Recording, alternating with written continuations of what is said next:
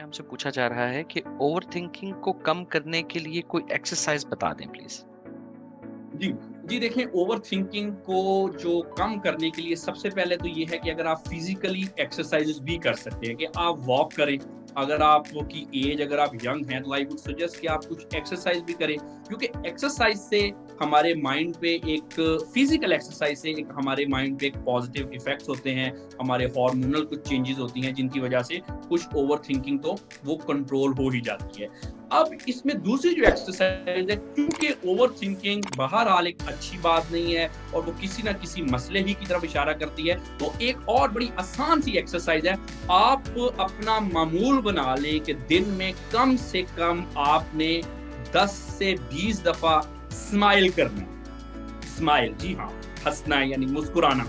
अब ये जो चीज है स्माइल करना, ये आप किसी भी वक्त कर सकते हैं। इसके लिए हमें कोई रीजन की नहीं चाहिए। अगर आप किसी से मिल रहे हैं तो आप सलाम कर रहे हैं या आप उससे कुछ बात पूछ रहे हैं, वो आप सीरियस फेस बना के भी कर सकते हैं और वही चीज जो है आप वो मुस्कुरा के भी कर सकते हैं। आप देखेंगे कि अगर आप जब दिन में एक 15 से 20 या 10 से 20 दफा मुस्कुराएंगे ना, तो ये आपके माइंड पे इसका भी एक पॉजिटिव इफेक्ट होगा। एक दूसरी एक्सरसाइज तो आप ये कर सकते हैं।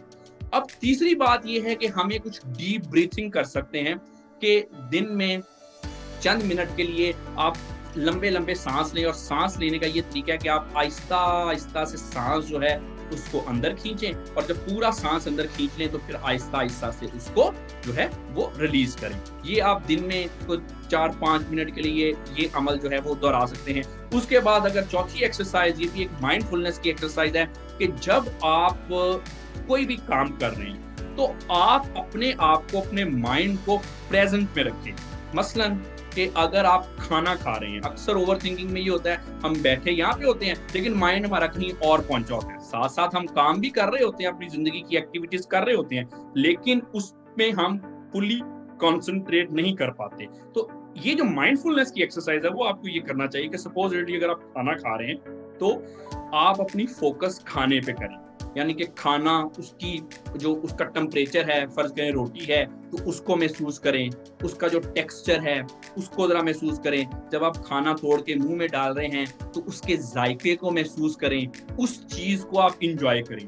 अगर आप पेरेंट हैं, घर में आए हैं, आपके बीवी बच्चे हैं, आप अगर वाइफ हैं, आपके हस्बैंड हैं, बच्चे हैं, तो आप जब उनके साथ टाइम गुजार रहे हैं तो उन पे फोकस करें। यानी कि अपने इर्द गिर्द जो आपका इन्वायरमेंट है आप अपने आप को उसकी तरफ अटेंटिव करें।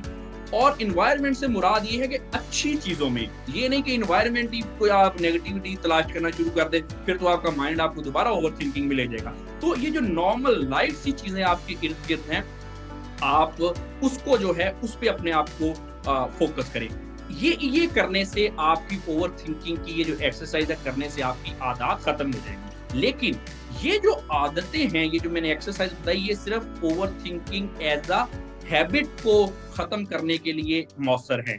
अगर तो ओवरथिंकिंग सपोजिटली डिप्रेशन की वजह से हो रही है, एंजाइटी है, ओसीडी है, तो फिर ये जो चीजें हैं ये आपको आपकी ओवरथिंकिंग पे इतना इफेक्टिव नहीं होंगी। उसके लिए आपको चाहिए कि अगर आपको नफ्सियाती अमराज की वजह से या किसी ट्रॉमा की वजह से ओवरथिंकिंग हो रही है तो फिर ओवरथिंकिंग के लिए आपको किसी माहिर नफ्सियात से रिव्यू करना पड़ेगा। आपके ट्रीटमेंट के बाद फिर जो ओवरथिंकिंग अमराज की वजह से है फिर वो ओवरथिंकिंग ठीक होगी।